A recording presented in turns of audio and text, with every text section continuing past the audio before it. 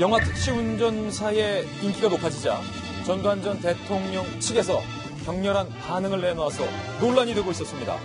5.18 민주화 운동은 폭동이다. 이런 발언이 나온 겁니다. 살펴보시죠. 전두환 전 대통령 측인 민정기 전 청와대 비서관이 이렇게 얘기를 한 겁니다. 아무 법적 정당성도 없는 시민이 무장하고 무기고를 습격한 걸 폭동이 아니면 뭐라고 하겠느냐. 5.18은 폭동이다. 이렇게 말을 하고요. 그리고요. 택시 운전사 영화 속에 시민의 겨냥이 사격한 부분은 사실이 아니다. 날조된 거다. 영화는 아직 못 봤지만 정도가 지나치면 법적 검토도 가능하다. 이렇게 얘기를 나왔는데 안 그래도 전두환 전 대통령의 회고록 가운데 5.18 광주 민주화 운동을 북한군이 대거 광주로 내려가서 벌인 북한군의 게릴라전이다라는 표현 때문에 사실 법원에서 판매 중지 처분까지 내렸는데 이번에는 폭동이다. 저 민정기 비서관이 아주 적절한 시점에 저런 또 논란이 되는 말을 해줬는데 저게 결과적으로는 과연 전두환 전 대통령의 정당성을 강화시켜줄지 아니면 택시 운전사로 관람객들이 몰려갈지 결과는 두고 봐야 될 것 같습니다. 오히려 택시 운전사에는 오히려 노이즈 마케팅이 돼가지고 장사가 될 것 같은데요.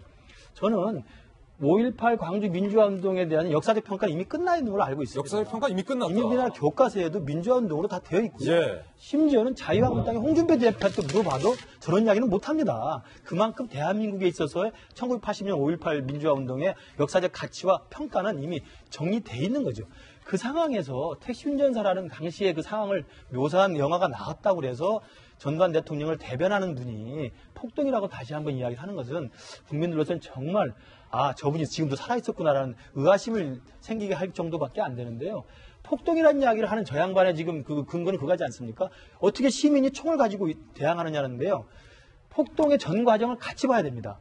그러면 광주 민주화운동이 5월 18일부터 시작해서 5월 말까지 거의 한 보름 넘게 진행이 되는데 그 과정의 전말을 보면 광주 시민들이 총을 들 수밖에 없는 자유적 상황이 있었던 거예요. 예. 그 상황은 전부 빼버리고 시민들이 총을 들었기 때문에 폭동이다 이야기하면 이건 정말 너무 억울한 거죠. 저희들도 80년대 전두환 정권 밑에서 민주화운동을 했습니다. 민주화운동 하셨잖아요. 그때 민주화운동 할 때 민주화운동했던 학생운동했던 학생들이 잡혀갈 때 대표적으로 잡혀갔던 법률이 폭력에 관한 법률입니다. 그러니까 데모를 해서 전두환 정권 물러나라라고 주장했던 시위대가 잡혀갈 때 전투경찰하고 싸워서 폭력을 행사했다는 이유로 잡혀가는 거거든요. 그럼 그게 폭력이었습니까? 폭력을 유발한 정권의 부당한 탄압이 있었던 거 아닙니까? 저는 그런 맥락에서 보면 지금 민정기 비서관이나 전두환 전 대통령이 5.18 광주 민주화운동을 폭동이라고 규정하는 것은 자기가 저지른 잘못, 자기가 역사적으로 잘못됐던 과오는 생각하지 않고 상대방이 어쩔 수 없이 정당방어 차원에서 총을 들 수밖에 없었던 상황을 너무나 한편으로만 보는 것이어서 정말 씁쓸함을 느낄 수밖에 없고 아직도 전두환 대통령이 뉴스거리가 된다는 면에서는 어떤 면에서 희극 같기도 하고 비극 같기도 합니다. 전두환 전 대통령의 사실은 재산 몰수도 얼마나 역대 대통령들이 못해왔습니까? 지난정부 때 재산 몰수가 이루어졌던 건데 아직도 전두환 대통령 측에서 5.18 광주 민주화 운동에 대해서 역사적인 반성이 없다. 이것을 다시 한번 느끼는 계기였고요. 사실은 이 발언을 보면 아직도 그때의 상처와 아픔을 고스란히 갖고 계신 광주 시민 여러분들의 아픔뿐만 아니겠습니까? 대한민국의 아픔인데 어떻게 이런 발언이 나올 수 있을지. 그렇죠. 사실은 저는 아직 영화를 보지 못했습니다. 지난해 시사회를 가지 못해서. 근데 이제 기사를 읽어보면은 그쪽에서 이제 조준 발포 이런 것들에 대해서 사실이 아니라고 하는 주장을 하고 있는데 영화는 영화죠.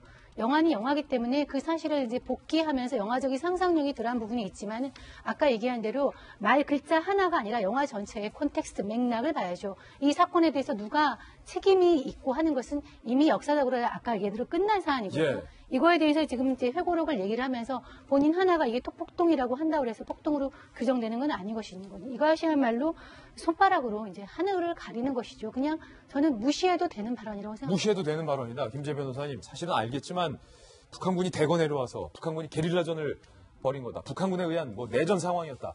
얼마나 회고록에서 이런 변명을 읽어내서 많은 사람들의 공분을 샀습니까? 그 말이 사실은 가짜뉴스로 판명이 된 지만원 씨 주장을 그대로 끌어다 쓴 건데요.